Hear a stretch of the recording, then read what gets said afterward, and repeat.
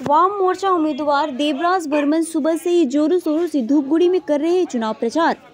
वाम मोर्चा उम्मीदवार देवराज बर्मन अपने समर्थकों के साथ धूपगुड़ी में रविवार सुबह से ही चुनाव प्रचार अभियान में जुट गए हैं। आज रविवार छुट्टी का फायदा उठाने के लिए आगामी लोकसभा चुनाव में जलपाईगुड़ी लोकसभा क्षेत्र के लिए वाम मोर्चा की सीपीआईएम उम्मीदवार देवराज बर्मन ने अपने समर्थकों और कार्यकर्ता के साथ जलपाईगुड़ी जिले के धूपगुड़ी शहर के वार्ड नंबर 11 और 7 से धूपगुड़ी के विभिन्न इलाकों और बाजारों में प्रचार करते देखा गया। उन्होंने लोगों से मिलकर अपने लिए वोट मांगा और जीतने के बाद विकास का वादा भी किया है।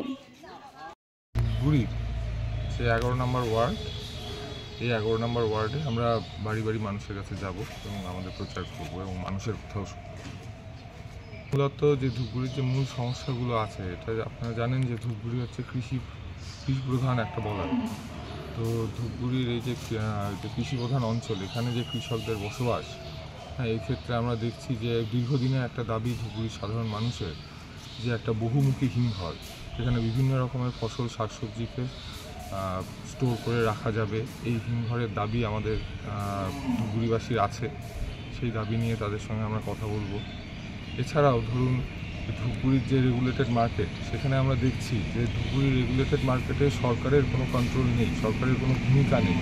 এখানে জাস্ট বিক্রি আর কেনাটা হচ্ছে, কিন্তু সেক্ষেত্রে সরকারের কোনো সেই অর্থে ভূমিকা আমরা দেখতে পাচ্ছি না। আমরা আজ যেটা দেখছি যে ধূপগুড়ির ক্ষেত্রে একটা বিশেষ অসুবিধা, যে ধূপগুড়ির যে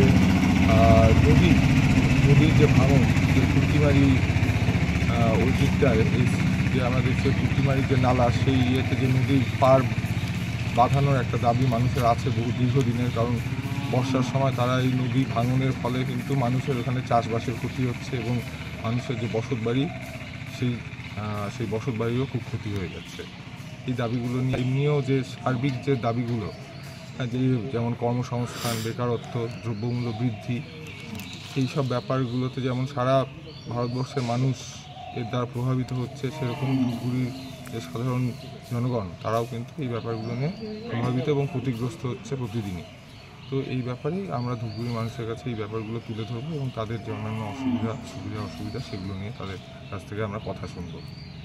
এবং ধূপগুড়িবাসীর কাছ থেকে আমরা খুব ইতিবাচক সাড়া পেয়েছি। এর আগের 5-6 দিন আগে এখানে এসেছিলাম, ধূপগুড়ির যে মার্কেটগুলো সেগুলো ঘুরেছি। তো সেখানকার যে সাধারণ মানুষ, তাদের কাছ থেকে খুবই ইতিবাচক সাড়া পাচ্ছি আমরা।